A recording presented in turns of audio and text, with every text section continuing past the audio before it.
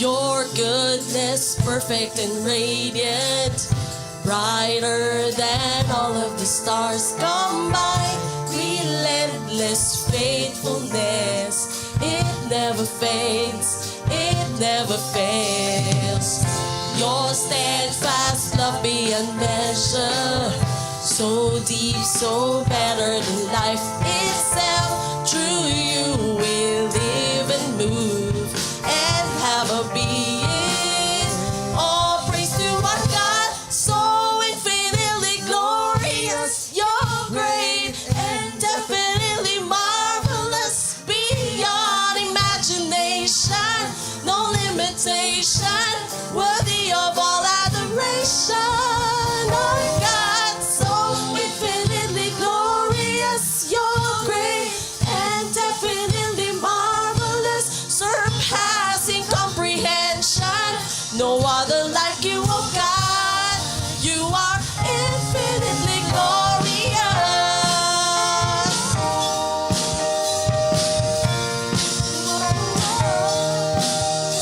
You're great, your grace pursued and redeemed us, displayed so powerful on the cross. All hail our Savior King, Jesus our hearts will sing. Praise to our God, so infinitely glorious. You're great and definitely marvelous, beyond imagination, no limitation, worthy of all adoration. Oh God, so infinitely glorious. You're great and definitely marvelous, surpassing comprehension. No other like you, oh God. You are infinitely glorious. Yes, Lord, you are infinitely glorious. Praise God, from whom all blessings flow. Infinitely glorious. Praise Him, all creatures here below. Infinitely glorious. Praise Him above, ye heavenly hosts. Praise Father, Son, and Holy Ghost. All praise to our God, so infinitely glorious. You're great and definitely marvelous, beyond imagination, no limitation, worthy of all adoration. Oh God, so infinitely glorious. You're great and definitely marvelous, surpassing comprehension. No other like you, oh God. You are infinitely glorious.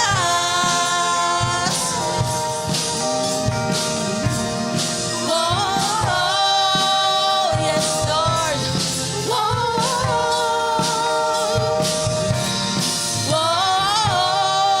all praises to you, oh God. Isang magandang umaga po mga kapatid. Good morning. Good morning po. Kayo po ba ay na-date na po na inyo pong mga asawa? Hindi naniniwala sa ano, hindi ka naniniwala. Mabuti naman po hindi ako nag-iisa. Hindi po ako nag-iisa. Hindi naniniwala sa Valentine, sabi ni Pastor Valentine's. Ano po, hindi ako naniniwala doon. Kaya ang misis ko po, si Beth, galit na galit sa akin yan eh. Ano.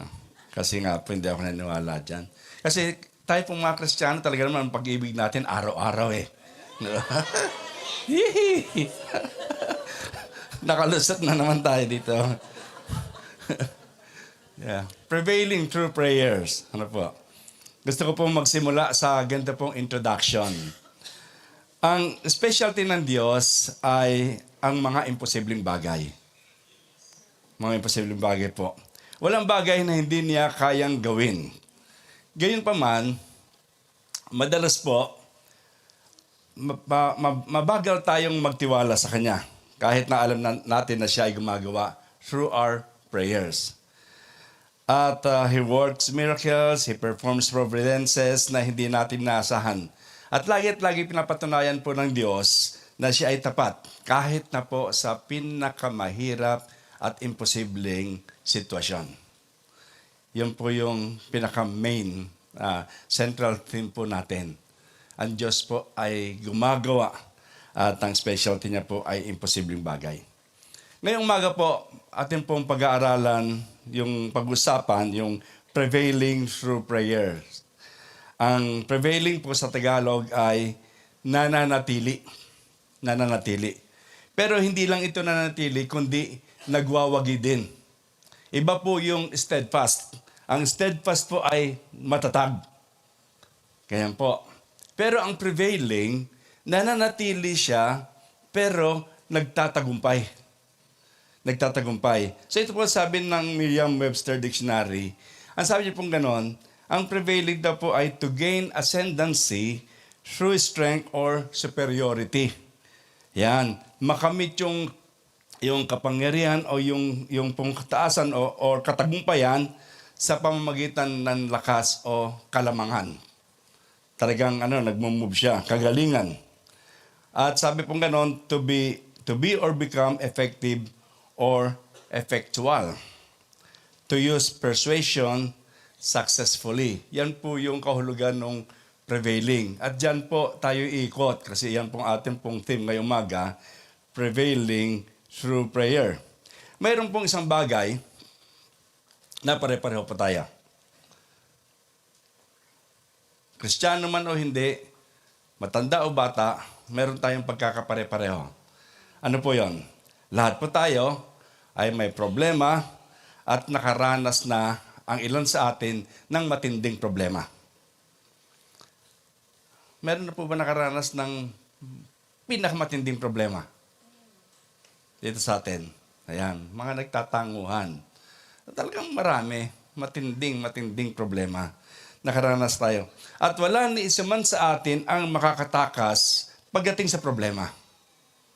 Gaano man kaganda ang ating buhay, gaano man kaganda ang ating kapaligiran, meron pa rin tayong problemang harapin kung hindi ngayon, maaring bukas. At minsan, ang ginagawa natin, pagka may problema, parang mas maganda yata pumunta na lang sa ibang bansa at walang problema doon. Ganon pa rin. Pagpunta mo pa din sa ibang bansa, may problema ka pa rin. At lagi, lahat tayo, meron pong problema. At dahil po doon, titignan po natin ito pong ating pong pag-aralan ngayon. Una-una po, during that time, tignan po natin the trial of the early church. Pagdating po sa problema. Here are the problems that is happening in the book of Acts. Una po, mayroon pong severe famine. Tagutom. Tagutom po. At ang sabi po sa Acts chapter 11:28, ito po ang sabi, one of them named Agabus stood up and through the Spirit predicted that a severe famine would spread over the entire Roman world. This happened during the reign of Claudius. So meron pong severe famine. Ito po ay hindi lang famine. Sobra na pagkagutom. Sobra. Then ikalawa, extreme persecution. Hindi lang po ito persecution, extreme. Sobra pa rin po na persecution. At sabi pong ganun sa Acts chapter 8 verse 1, kung pinag-aralan po natin nakaraan, and Saul approved of their killing him on that day. Ito po si Saul na binabanggit ay si Paul. Ano po, bago siya naging Paul. Si Saul po, sabi pong ganon, approve of their killing him. On that day, a great persecution broke out because against the church in Jerusalem. And all, except the apostles, were scattered throughout Judea and Samaria. Talaga pong sobra ang persecution na nangyayari. May taggutom na, may persecution pa.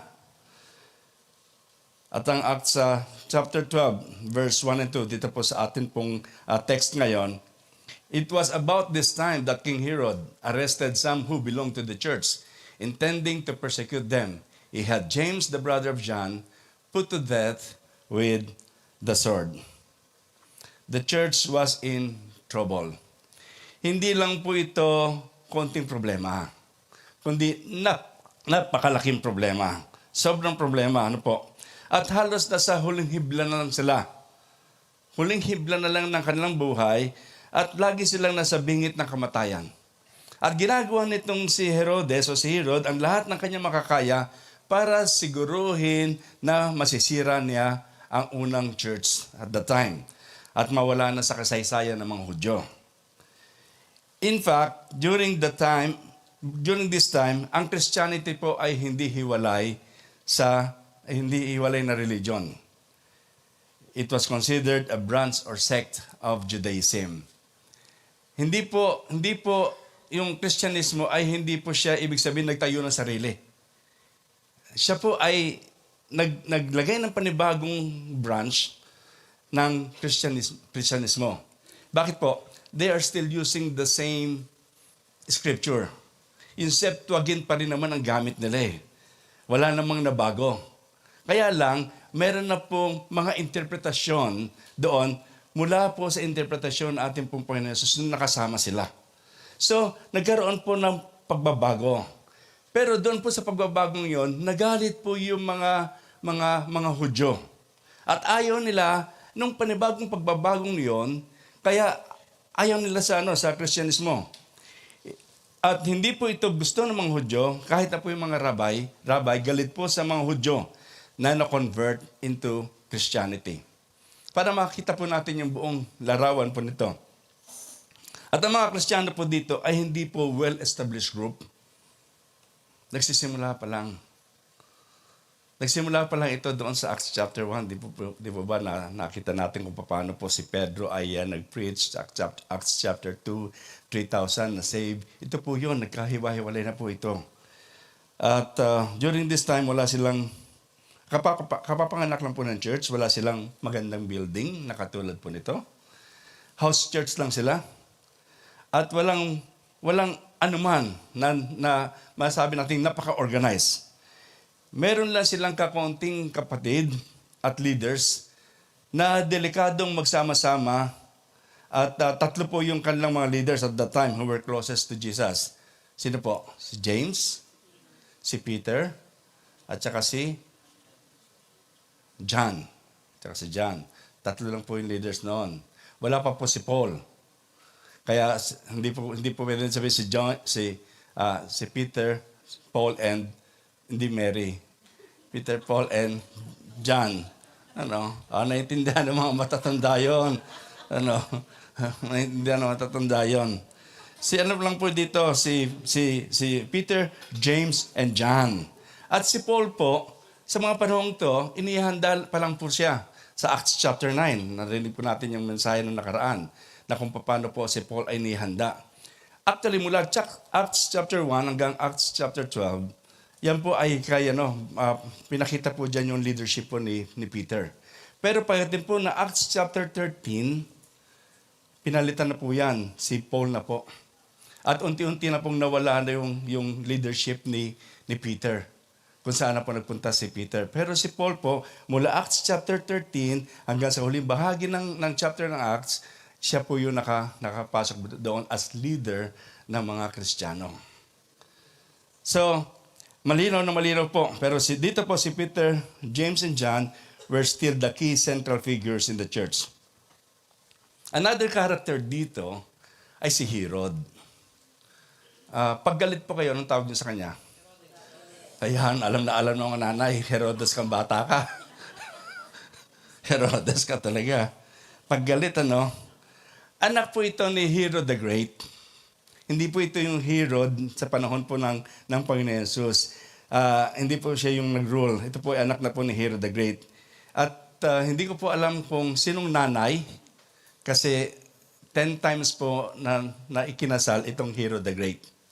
10 po yung asawa niya, bukod pa yung kanya mga, hindi ko alam kung may mistress siya.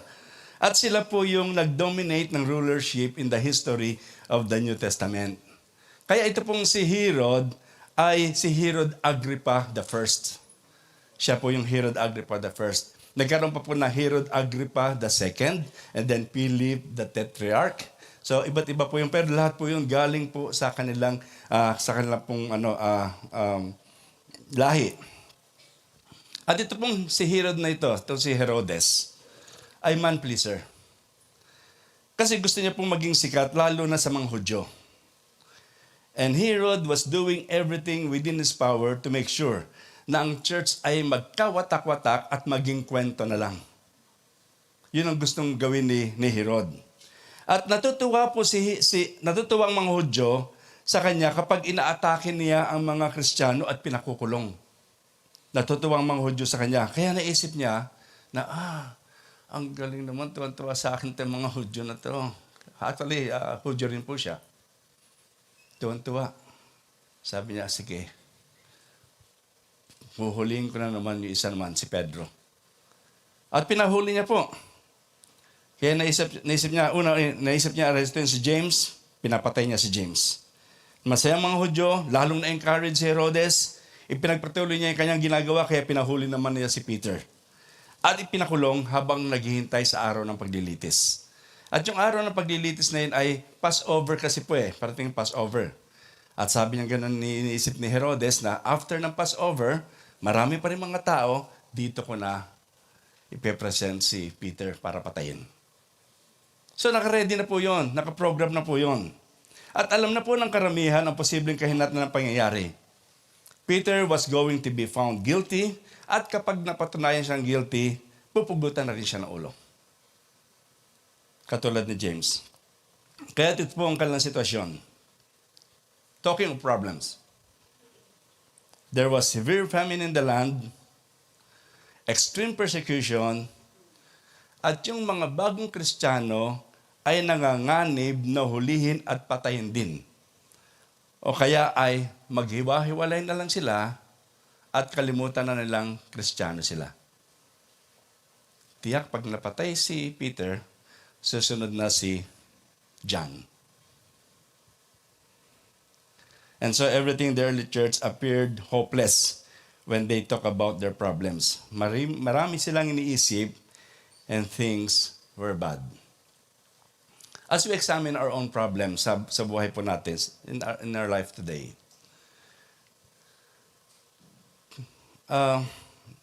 kung wala man, ay isipin natin yung problema na, yung una muna yung, may problema ba tayong pinagdadaanan? Kanina po nung mag-start ang ating pong worship, problema kagad yun nabanggit na Ate Queen. At alam po, maraming dumadaan sa atin sa problema. Maliit, merong malaki, merong small, merong medium, merong large, may extra large, merong grabe, no? Meron pang SE. Ano yun, Pastor? Small elephant daw. Yung size ng damit yun. Maraming problema, ano po? At hindi po kaila sa atin na marami tayong pinagdadaanan. Maging ito man ay personal, ito man ay kakilala, kamag-anak. At kapag naisip natin ang mga problemang yun, paano mo ito hinaharap? How do you face your problem? At kung wala ka mang problema ngayon, meron ka bang kakilala na may problema? At paano niya ito hinaharap? Well, kadalasan po, ang tanong ay, how do we respond sa mga problema natin? And there are certain things that we typically do. Una sa lahat, we fear the problem. Takot tayo. Natakot tayo pagka may problema. Natakot tayo sa ating problema, nag-aalala tayo, nababahala tayo, hindi natin alam ang gagawin, palakad-lakad tayo, habang nag-iisip kung paano isosolve yung problema meron tayo. At kapag ka natutulog ka na sa gabi, at sa gitna ng gabi nagising ka, hindi ka na makakatulog. Naranasan niyo po yon? Yung bang, makakatulog ako. I can sleep. Pero once na magising na ako, lahat ng problema na iniisip ko, babalik at babalik. At kadalasan po, kahit na po yung mga lalo na yung mga may edad.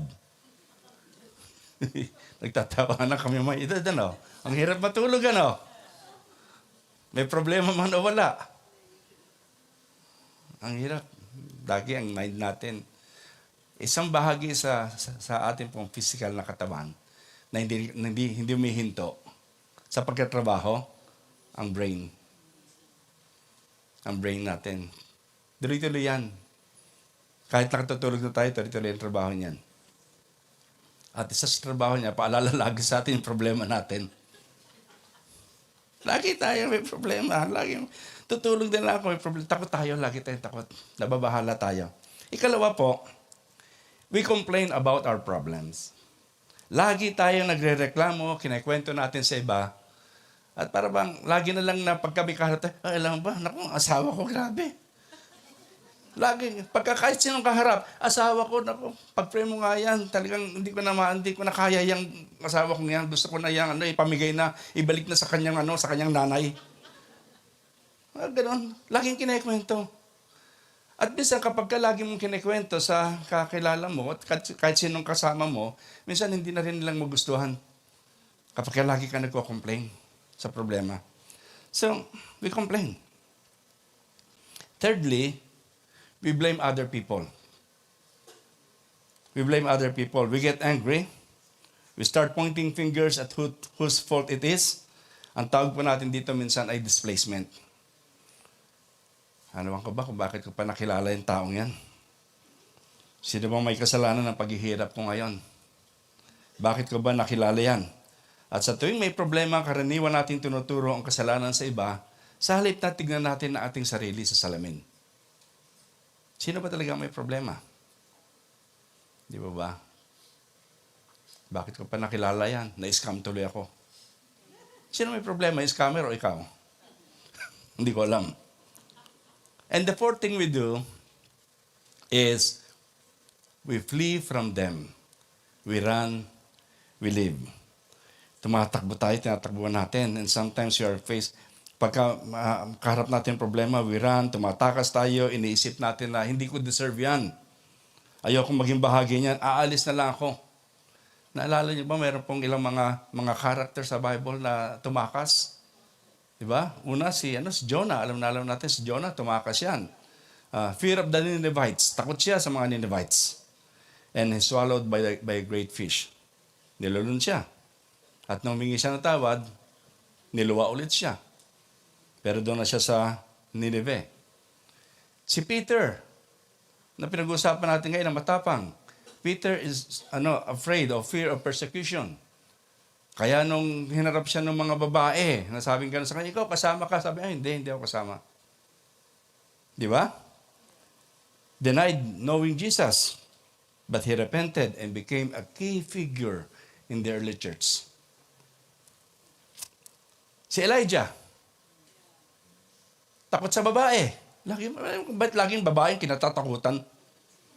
Si Jezebel. Di ba si Jezebel? And he fled to the wilderness. Doon siya nagkaroon ng mental depression. Yeah. May mental depression to si Elijah. Dahil ayaw niya lang kumain, gusto niya lang mamatay, ayaw niya na makinig kay Lord, lahat. Yan, anxiety. Pero, God, in a still small voice, nangusap sa kanya. Sino pa po? Si Moses. Ayaw niya ng trabaho, ayaw niya ng gagawin niya na pupunta siya ng Egypt at kausapin si Pharaoh. Sabi niya, ganun, hindi ko kaya. Insecure siya masyado. At ang laki ng doubt niya, hindi ko magagawa yan. Kaya nung sabi sa kanya, hindi ako marunong magsalita. Ang sabi ni Lord, andyan si Aaron, yung kapatid mo, sama mo.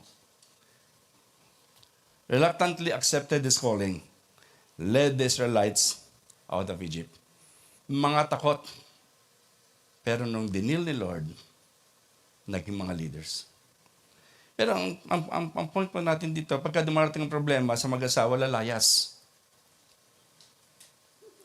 Pagdating sa problema sa trabaho, magre-resign.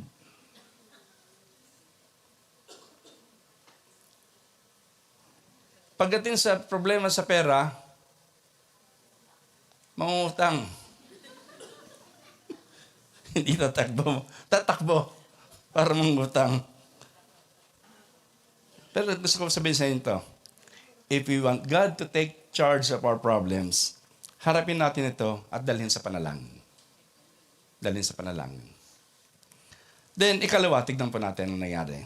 There is divine intervention behind bars.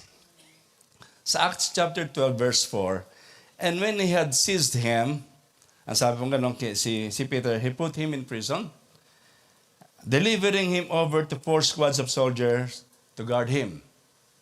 And then Peter was sleeping, nilagpasan po natin 5, tapos sa bandang ikalawa ng verse 6, Peter was sleeping between 2 soldiers bound with 2 chains and sentries before the door, bound with 2 chains and sentries before the door were guarding the prison. So, Peter was guarded by 4 squads of 4 soldiers. Ilan lahat yun? 4 by 4. 16. 16 na sundalo, 4. Sabi pong ganon. Nakabantay sa kanya. Yung 2 sundalo, nakatali kay Peter. Imagine mo yun, 4 na sundalo sa gate, 4 pa dito, 4 pa sa loob, pero may 2 pa na naka-chain sa kanya. Eh kung kahit mapatayin niya yung 2 gwardiya sa tabi niya, hindi pa na siya makatakas kasi hatak-hatak niya yung habang patayon. Ang hirap yata nun. Hindi mo magagawa makatakas. At talagang walang pagkakataon na makatakas ka. Dahil may gate, sarado. Meron pang gate, meron pang 16 na sundalo ba naman. Napansin niyo ba rito? Wala pong makakapigil sa pinadalang anghel ng Diyos, the angel of the Lord. Napansin niyo ba sa verse 6 na si Peter ay nakatulog? Ang sarap ng tulog ni Peter. Papatay na siya the next day. Siguro sabi niya, matulog muna ako. Natulog Pero si Herodes, naniguro siya at gumawa siya ng isang radical na bagay, kaya nag-assign siya ng 16 soldiers para bantayan ang isang tao. At kapag ikaw po ay high-profile criminal noong panahon yon, bukod nga sa nakatanikala ka pa, nasa kamay mo, nakakandado, meron pang mga bantay, isipin mo na lang, hindi man lang niya maigalaw ang braso niya nang hindi kumakalansing ang mga tanikala o ikagigising ng mga nagbabantay. Kahit na yung palabas na Mission Impossible, hindi siya kayang palayain dito. Kahit na yung MI. Sa Acts chapter 12, verse 7, suddenly, sabi pong ganoon, an angel of the Lord appeared and a light shone in the prison cell. He struck Peter on the side and he woke him up, saying, "Get up quickly." And the chains fell off Peter's wrists. The angel said to him, "Fasten your belt and put on your sandals." Peter did so. Then the angel said to him, "Put on your cloak and follow me." So we see what God did. Hindi natin maunawaan na maisip ang milagro nangyari. At siya ay bumangon at ang mga pintuan nabuksan. At ginising pa siya ng anghel. Alam niyo po sabi dito, he struck Peter on the side and woke him up. Ang sarap ng tulog. Ang sarap ng tulog. Tapos, ang sabi po sa ibang translation, may hawak na espada yung anghel at pinalo siyang ganon. Pinalo pa siya para magising lang. O kaya, sabi pong ganon, he struck Peter on the side dito. Ako po, kapag ganon mo rito, makikiliti ako. Talagang magigising ka. At sabi mong ganun he struck Peter para magising. At nung magising po si Peter, sabi niya ganun, bumangon ka na. Sabi niya ganun, put on your cloak and follow me. Hindi natin mayunawaan yung maisip yung malagro nangyari. Bumangon siya, At ang mga pintuan ay nagbukas sa kanyang harapan. Hindi na nila kailangang alisin pa yung kandado. Hindi na nila kailangang itulak ang mga pintuan, lumakad na lang sila palabas. Imagine, pagkabagsak ng chains, lakad siya, lahat ng pintuan automatic. Di ba? Zzz. Zzz. Galing. Matik. Ngayon pala yung mga gate na matik Pero kaya sa Panginoon, matik yan. Wala pang ingay yan. Tahimik. Lumakad na sila palabas.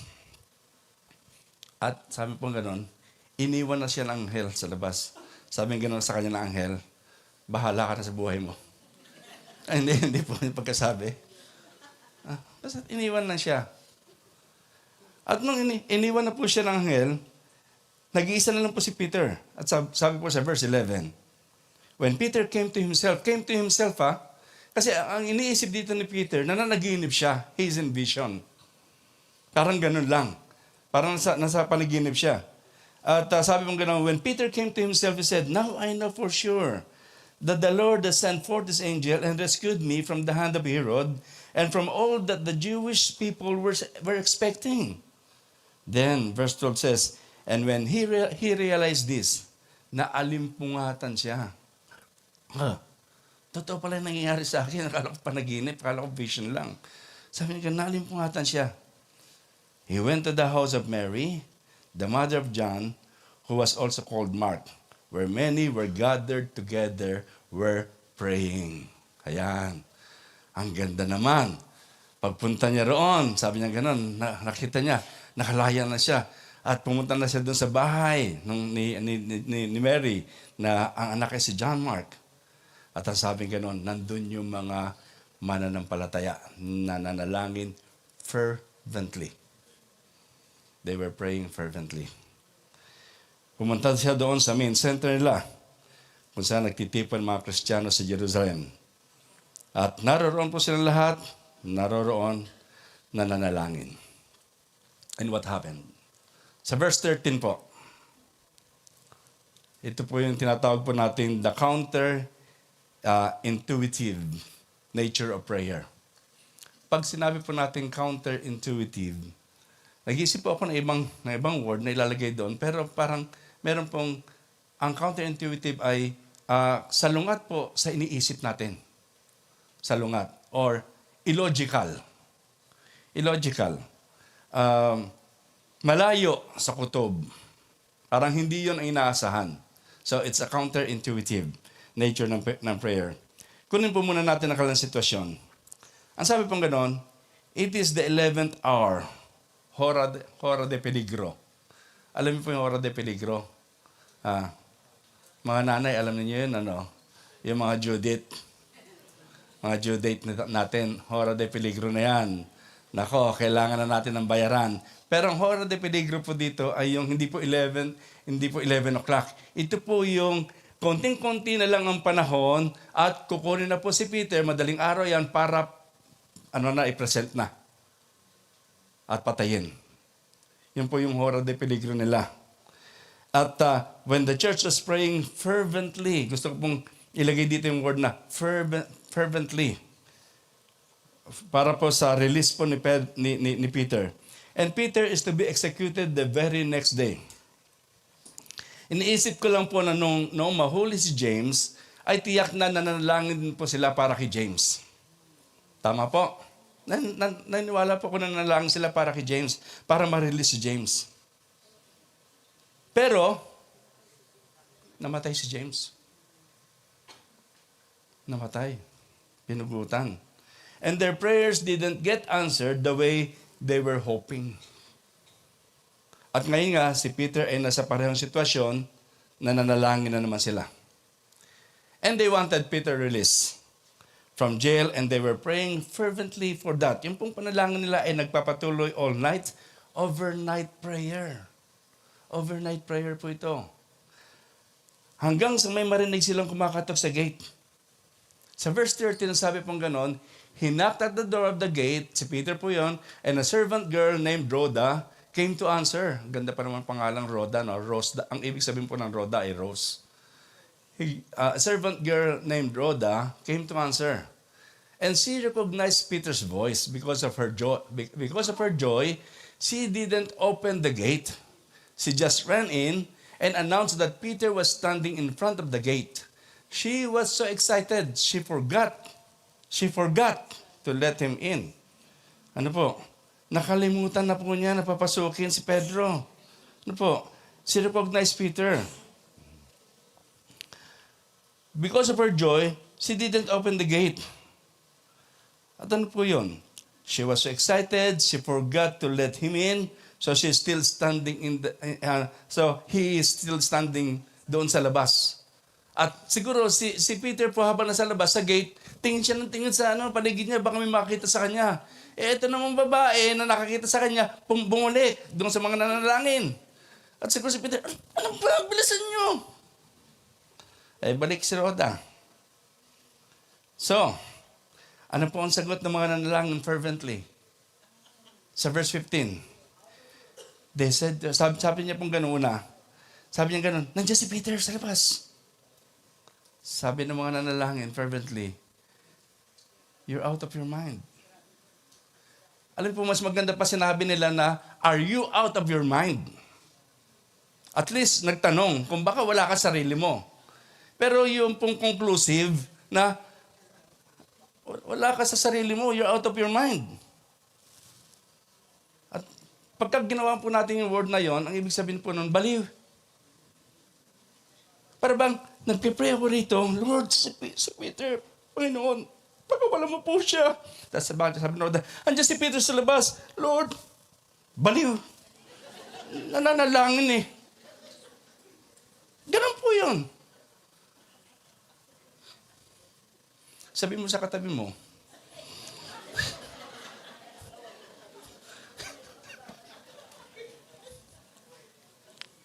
hindi ka baliw. Sabi mo sa katabi mo, hindi ka baliw. Kapag nakikita mo ginagawa ni Lord. Maraming tao magsasabi sa atin, baliw.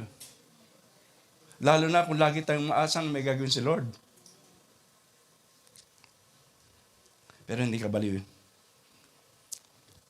Para sinasabi po nila dito na, naniniwala ba kami sa iyo na sinagot na ni Lord ang ating panalangin? Pero ginit na Rhoda, nandiyan nga siya sa labas eh. Andiyan siya sa labas. Tapos naglagay pa sila ng isang theology. Anghel niya yan. It's his angel. Kasi po mga Jews, naniniwala na mayroon pong angel ang mga tao. May kanya-kanya silang anghel. Doon pala natin nakuha yung ating paniniwala.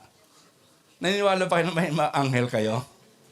Okay lang po maniwala kayo may anghel, pero I believe we have the Holy Spirit. We have the Holy Spirit.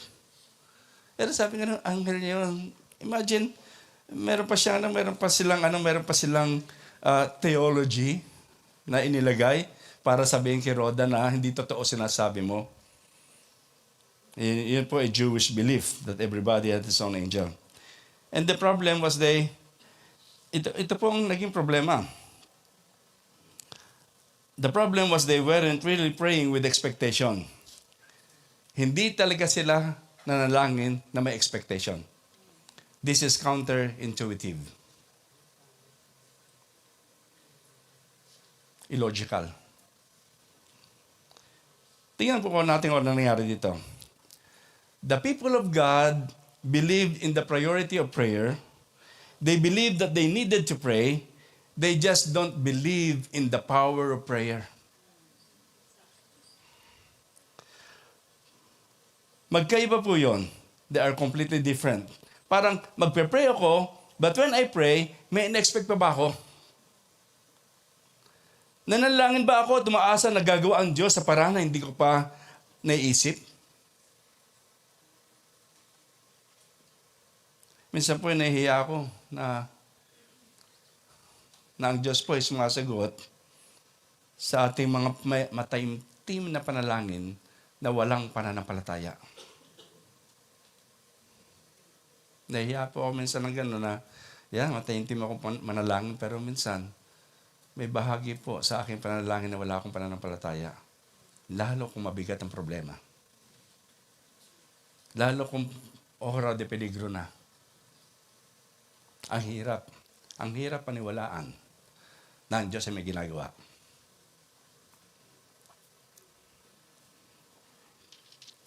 Minsan po ay ganito po tayo mga Kristiyano. Kapag dumating ang problema, we have more zeal than faith. Masigasig tayo, walang pananampalataya. And when James was arrested, God didn't answer their prayer the way they thought.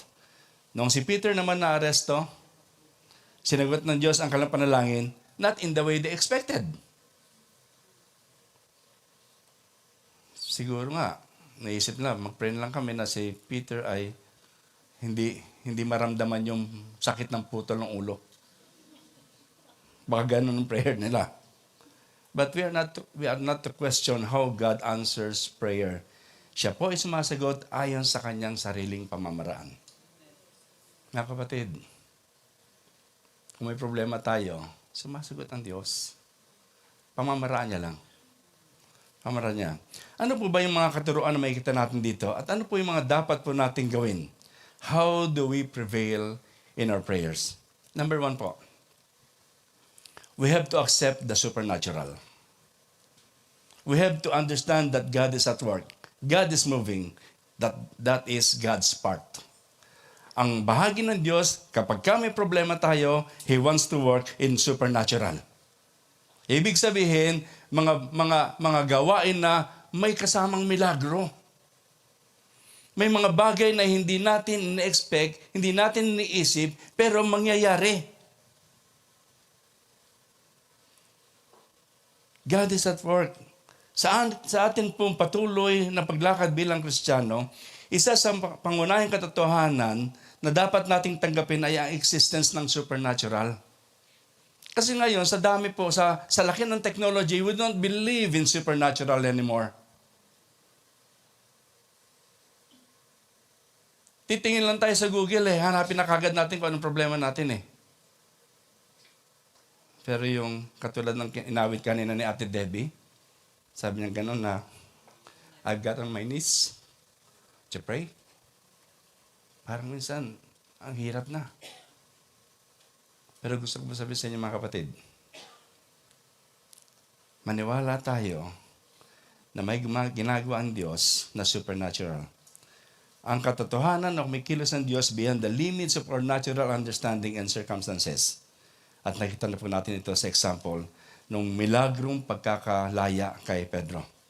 Maging tayo mga Kristiyano, hindi lamang niniwala, kundi aktibong kinikilala ang kahangangang paraan kung paano kikilos si Lord. Madalas po namin ito sabihin. God is predictable and unpredictable. Bakit predictable si Lord? Kasi nandyan lagi yung pangako niya. Andyan lagi yung kanyang sinasabi sa atin na gagabayan tayo. I will never leave you nor forsake you. I will provide for you. I will heal you. Nandyan lagi lahat yun. God is predictable. Pero hindi, siya, unpredictable. Hindi mo malaman kung, Lord, kailan mo ako pagagalingin?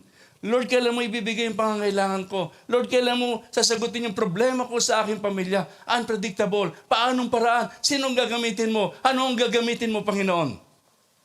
God is unpredictable. Ang hirap intindihin ng Diyos. Because He works supernatural. Hindi natin pwedeng ilagay sa ating pong finite mind what God will do.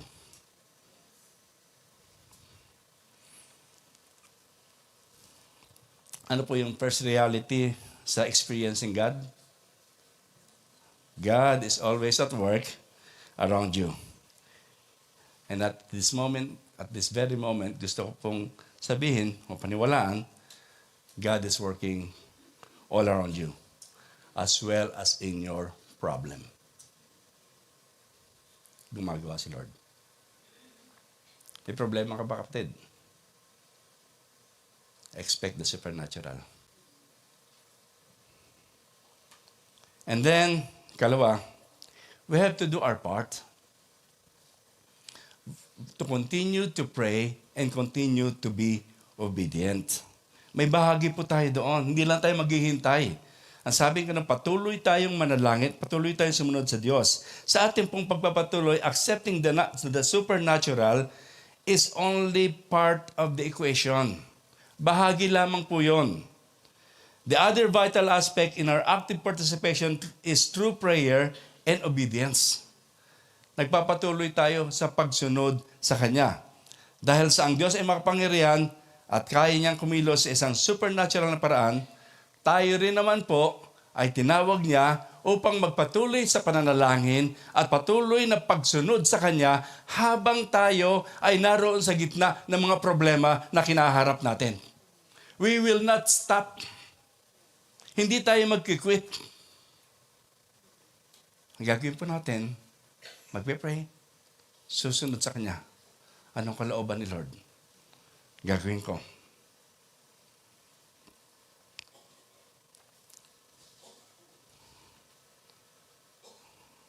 Kumusta na po?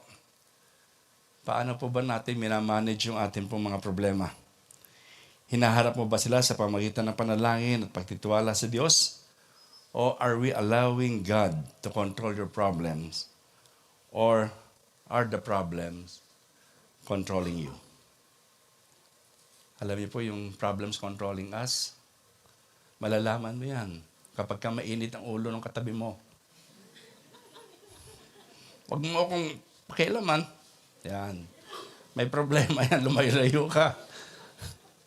At yung problema niya, kinokontrol siya. Kaya yung anger nandun. And many times, the problem controls us than God. Hindi lamang natin tatanggapin ang supernatural, kundi aktibo tayong makikilahok dito. Sasabay tayo doon sa ginagawa ni Lord. Ano po? Aktibo tayo makikilahok dito, knowing that our prayers matter, our obedience matters. Ano po? At itong panalangin at ang obedience ay magkasamang tumutulong ito para sa katuparan ng kamanghamanghang plano ng Diyos sa ating buhay. Yan ang tutulong eh. Yan ang gagabay sa atin eh. Yan ang siyang pinaka-framework natin kung bakit tayo sumusunod sa Diyos at nagtitiwala sa Kanya. Because we continue to pray and we continue to obey.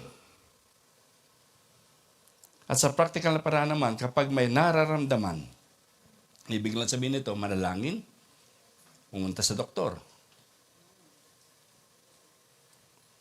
Pag may nararamdaman, kapag may problema mag-asawa, pumunta sa counselor, makipag-usap sa pastor, makipag-usap sa ibang mga kapatid na mayroon pong tamang pananaw pagtungkol sa mag-asawa. Manalangin, sumunod sa Diyos. Pag may problema sa pera, huwag kang pupunta sa loan apps. Ano ba mga loan apps ngayon? Ang bilis humiram eh. Isang click lang, makakahiram ka na kagad. Huwag pupunta sa loan apps. Evaluate ang iyong spending habits. Mag-downgrade ng inyo pong buhay, ng inyo pong ng lifestyle. Downgrade ang lifestyle. At i-evaluate ang spending habits. Ano po? At kung kinakailangan, mag-downgrade, gawin po natin yan at patuloy na manalangin sumunod sa anumang naisin ng Diyos. Our prayer matter, our obedience matters. Ikatlo po, at ikahuli, do not limit God to our own ideas or imagination. Do not limit God to our own ideas or imagination. Isa sa pinakamalaking hamon sa ating inaharap ay ang temptation to confine God to the parameters of our own understanding, expectations, and imaginations. Kinakahon natin ang Diyos. Hanggang dito lang naman ang paggawa ng Diyos eh. Madalas, kinakahon natin ang Diyos. Hindi po ba? Lalo na pagka malaki ng problema natin. Hindi naman kumikilos si Lord eh. Ikakahon natin siya. Ilalagay natin siya sa box. At ang nangyari, ikakahon natin Diyos sa pamagitan nating mga idea, imagination na maaaring humadlang sa atin para maranasan ang kanyang kapangyarihan. Yun ang siyang umahadlang sa atin. Ano po ang sabi sa Ephesians 3:20? God is able, through His mighty power at work within us, to accomplish infinitely more than we might ask or think. Sa New Living Testament, yung pong pagkasabi, God is able, sa pamagitan ng kanyang kapangyarihan, na siyang gumagawa sa atin. Sabi niya pong ganon, i-accomplish niya po yun kung ano po yung kanyang iniisip at nais niyang gawin. Sometimes we think that we can imagine great things. God has greater things for us. Mga kapatid, minsan iisip natin, ito kaya ang gagawin ni Lord. Sabihin ko po sa inyo ngayong umaga, higit pa dyan. Higit pa dyan. Let me tell you this. Ang Diyos ay may mas malaking bagay na hindi natin maiisip. It doesn't matter what problems we're facing, God still has a plan. Pag sabi sa katabi mo, may plano pa ang Diyos sa problema mo. Meron pang plano ang Diyos. At ang plano niya maganda. Hindi doon sa solusyon mo. Hindi doon sa solusyon natin. Katulad nga po ng awitin natin kanina. Even when I don't see it, you're working. Even when I can feel it, you're working. You never stop working. You never stop working. Di po ba? Sana po habang naawit natin kantang yun, nakita na po kagad natin yung kagandahan noon sa ating pong pananampalataya. God is at work. Even when I can feel it, you're working. You never stop. God still has a plan. Kahit na sabihin mong, pinag-pray ko na ito, pinag-pray ko na ang taong yan, pinag-pray ko na ang aming sitwasyon, pero wala pa rin ako nakikita magandang nangyayari, gusto ko na mag-give up, sabihin ko po sa inyo, God still has a plan. God is working. And if you have given up, God hasn't given up. Kung ikaw ay nag-quit na, hindi pa rin nag-quit si Lord sa'yo. Sa ating pong pagtatapos, let's prevail through prayer. Isang uri ng panalangin na kinikilala ang supernatural na kapangyarihan ng Diyos at walang hanggang posibilidad. Let us remember the words of Philippians chapter 4, 6 and 7. Ano po sabi? Do not be anxious about anything, but in everything, by prayer and supplication, with thanksgiving, let your request be made known to God, and the peace of God, which passeth all understanding, will guard your hearts and your mind in Christ Jesus. Manalangin po tayo. Let's pray. Panginoon, salamat po sa iyo pong kamangha-manghang ginawa sa panahon po ng mga apostoles. Kahit na po kay Pedro sa aming pong pag-aaral ngayon. Salamat po, Lord. Hindi ka po nagbabago. Nandun lagi ang paggawa mo sa aming pong buhay. At kahit na po, Lord, sa aming pong pagsasama-sama ngayon, marahil mayroon ka po, Panginoon, na yung mga anak na dumadaan sa malaking problema ng kanilang buhay. Lord, pwede po bang hawakan mo po ang kapatid nito? Touch him or touch her, Panginoon. Ipahayag mo, O Diyos, na ikaw po ay gumagawa. Marahil nga po, matagal kami naghihintay. Marahil nga po, wala kami masyado makitang liwanag. Pero nung yung anghel ay dumalaw doon sa kulungan kung nasaan naroon si Pedro, liwanag po kagad ang binanggit, Panginoon. Pasimula na kagad ng solusyon ng problema ng Apostol Pedro. At Panginoon, kami po, kadalasan wala kami makitang liwanag.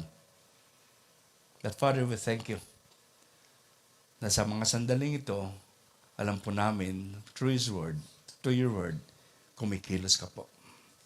Kaya Panginoon, dalangin ko po sa aming mga kapatid.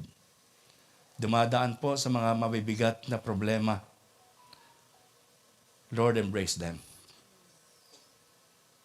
Envelop them, Lord, with your love.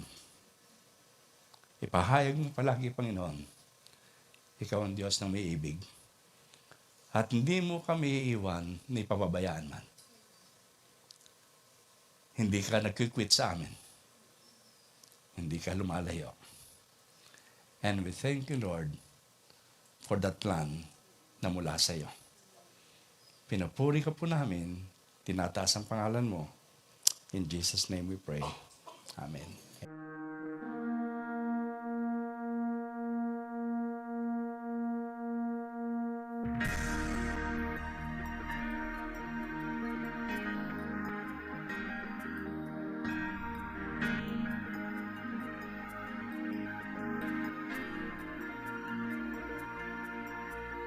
Make us your showcase, an attraction for you, that others may see who you really are,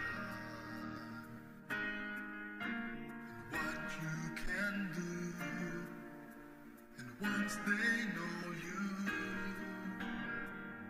they will love and serve you. God, oh God, bless the world through MCM as we gather to grow and sky.